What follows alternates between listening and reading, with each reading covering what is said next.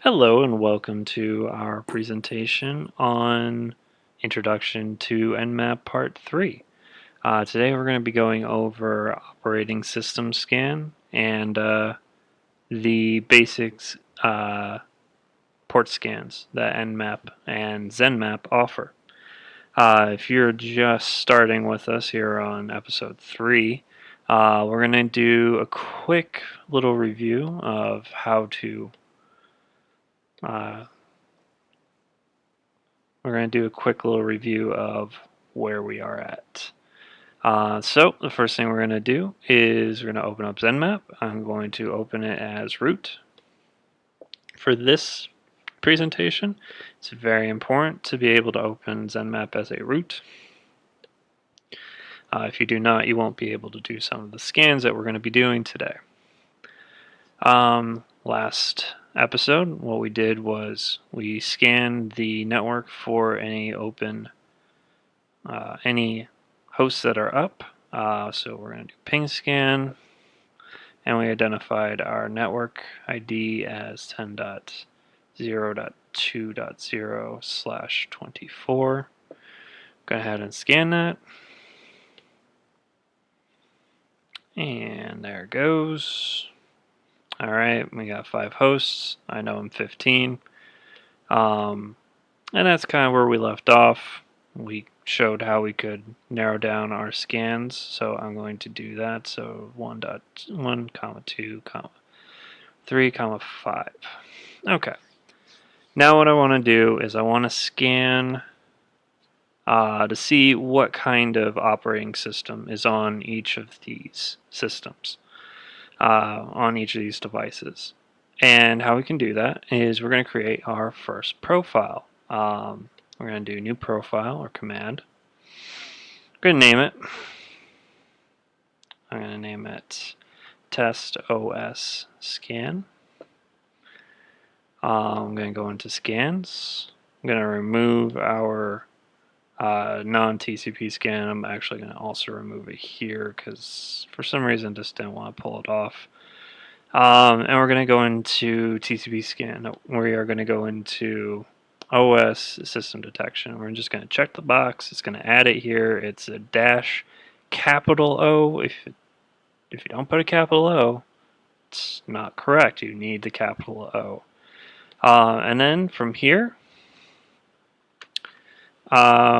we can save changes.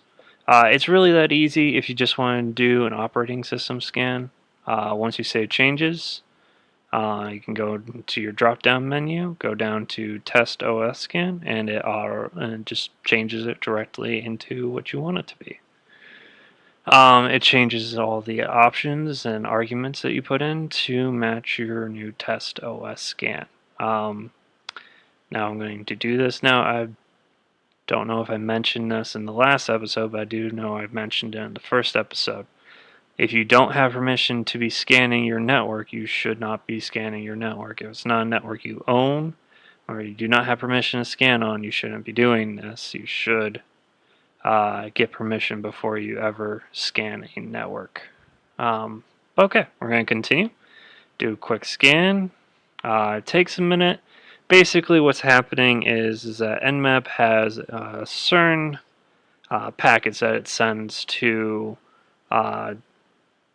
devices, and it uses responses to those packets.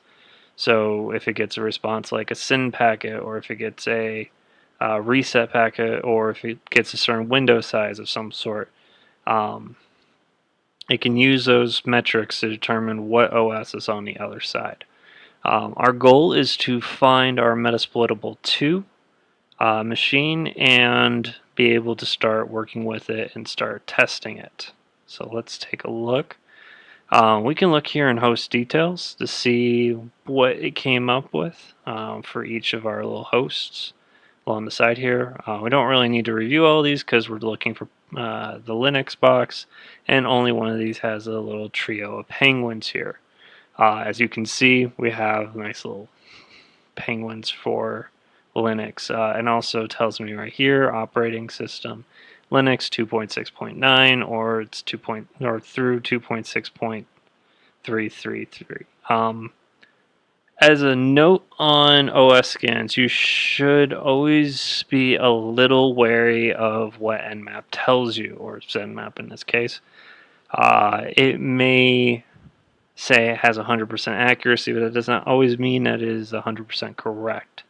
I've seen it where I'll get feedback and I get a Windows Server 2012, and it's not actually Windows Server 2012. It's a Windows device, but sometimes it's not 100% correct like it advertises, and that could be due to a number of factors.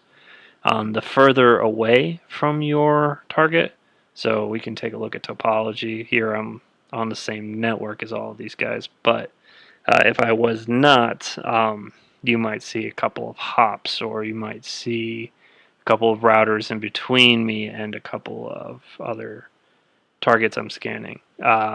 However, that can change your results because the response time of a system is calculated into what OS is on that system. I just want you guys to be aware of that. Just be a little cautious. Sometimes Nmap is a little bit more confident just because it's working off of a couple assumptions that may not be 100% correct. But that's going to be our point of reference for right now. We have our now wonderful OS map out, and we're going to narrow down our scan parameters to just the 5.5.